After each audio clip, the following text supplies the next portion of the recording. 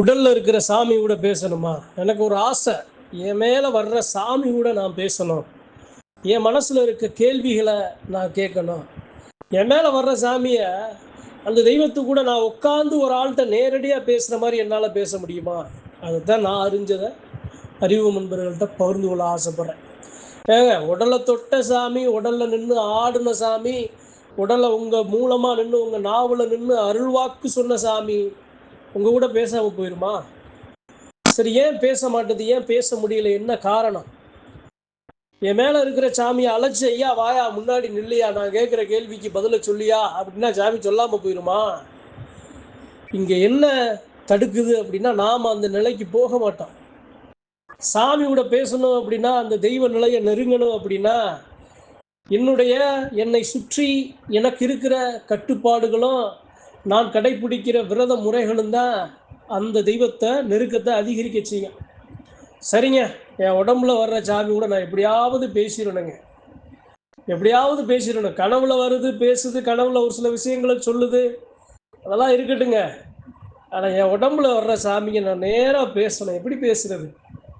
ஏதாவது ஒரு வழி சொல்லுங்கங்க. ஒரு தடவையாவது என் தெய்வத்திட்ட நான் பேசிறணும். நேர்ல நான் பேசிறணும். அப்படின்னா சாத்தியமா? சாத்தியம். சாத்தியங்க. கண்டிப்பா சாத்தியம். இப்ப சாமிய அழைக்கிறாங்க. சாமிய அழைச்சு உடம்புல நின்னு பேசுது அப்படின்னா, சாமி உங்களுக்குள்ள உங்க மூலமா பேசுது, அருள்வாக்கு சொல்லுது, மக்களுக்கு குறைகள தீர்த்து குடுக்குது, அது வேற. உங்களுக்கு என்ன சொல்லுது? அப்படிங்கிற பட்சத்துல, நாம அந்த தெய்வத்தோட பேசணும் அப்படின்னா, நாம செய்ய வேண்டிய ஒரே ஒரு விஷயம், தியானம். அந்த தியானத்துல நம்ம நினைக்க வேண்டிய ஒரே ஒரு சக்தி, நம்ம உடல்ல வர்ற தெய்வம். சரி, ஒரு தடவை தியானம் பண்ணா வந்துருமா? சாமி வந்துருமா? பேசிருமா? அதாவது அன்றைய காலங்கள்ல ஏன் தவம்னு ஒண்ணு செஞ்சாங்க? எதுக்கு தவம் செய்து வரம் வரம் வாங்குனாங்க? அந்த தியானத்தோட நோக்கம் உங்களுக்கு புரியுதா? எதுக்கு அன்றைய காலங்கள்ல பல முனிவர்களும், பல அரசன்களும், பல நல் மனிதர்களும் எதுக்கு தவமா பல வருடங்கள் கூட தவம் செய்து அந்த இறைவனை பார்த்து இறைவன்கிட்ட தனக்கு தேவையான அந்த வரத்தை வாங்குனாங்க? அப்ப அது எது சாத்தியப்பட்டுச்சு? அவர்கள் கடைபிடித்த கடுமையான விரதமும், உண்மையான அந்த தியானமும் தான். சரிங்க, சொல்றதெல்லாம் சரிதான். எப்படி? நான் என்ன பண்ணணும் அப்படின்னா, அனுதினமும் அனுதினமும் அதிகாலையில அதிகாலையில அந்த தெய்வத்தை நினைச்சு நான் இருக்க வேண்டிய தியானம். ஒரு நாள், 2ஆம் நாள், 3ஆம் நாள், 1 மாதம், 2 மாதம், 3 மாதம், அந்த தெய்வம் என் முன்னாடி வந்து பேசுற வரைக்கும் நான் தியானத்தை கடைபிடிக்கணும். ரொம்ப கடினமான ஒண்ணுதான். சாதாரண விஷயமா? ஏங்க, மனுஷனுக்கு மீறி மக்களை தெய்வம் காத்து நிக்கிற சாமி அழைக்கிற. அப்ப நீங்க பேசணும்னு மட்டும் இல்லைங்க, நீங்க என்ன கேட்டாலும் அந்த சாமி கொடுக்கும். நீங்க வரமே கேட்டாலும் அந்த சாமி கொடுக்கும். சத்தியமான உண்மை, சத்தியம் பேசுறேன். அப்ப நான் கடுமையான தியானத்துல, ஆனா அதை என்னால இருக்க முடியுமா? இருக்கணும். ஆனா பல தடைகள் வரும், பல மனக்குழப்பங்கள் வரும், பல வழிகள் வரும். மன ஒருநிலைப்படாது. இது ஒரே நாள்ல சரி செய்ய வேண்டிய விஷயமே இல்லை. 1 மாதம் ஆகும், 1 வருடம் கூட ஆகலாம்.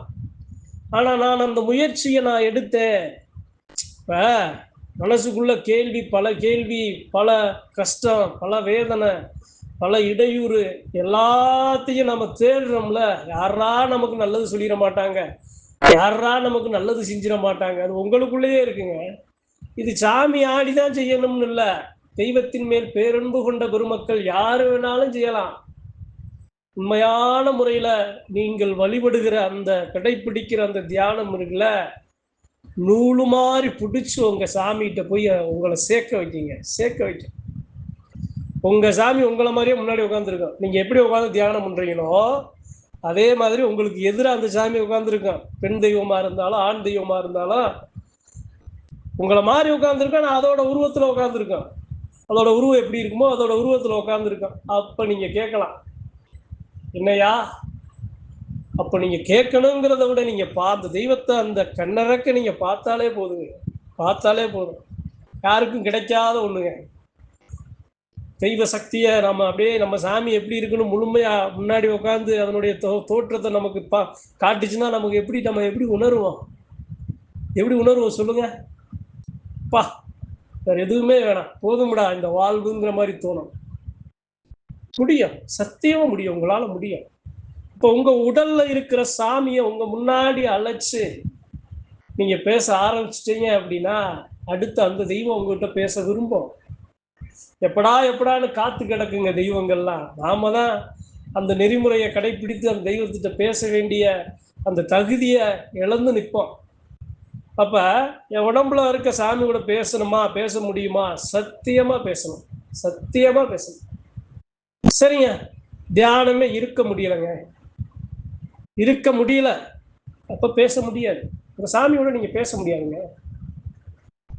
ஒருத்தன் ஒரு ஒரு ஒரு போதையில சிக்கி கிடைக்கான் அப்படின்னா அந்த போதையில மீண்டு வரணும் அப்படின்னா கஷ்டமான நிலைகளை தாண்டி வரணும். இந்த கஷ்டமான நிலைகளை தாண்டி வந்தா தானே அவனுக்கு நல்லது நடக்கும். இல்லப்பா கஷ்டமா இருக்கு, நான் தாண்ட முடியல அப்படின்னா அந்த கஷ்டத்திலேயே சிக்கி சீரழிஞ்சு சாகுறது தான் அந்த இடத்துல தீர்வா இருக்கும். அதை தாண்டி வரணும். அதே மாதிரி அந்த தியான நிலை நீங்க உட்காரணும், முயற்சிக்கணும். ஐம்புலன்களையும் அடக்கணுங்க. சாமியை பார்க்கணும், சாமியை பேசணும், சாமியை ஆடணும்னா சாதாரண விஷயம் அல்ல.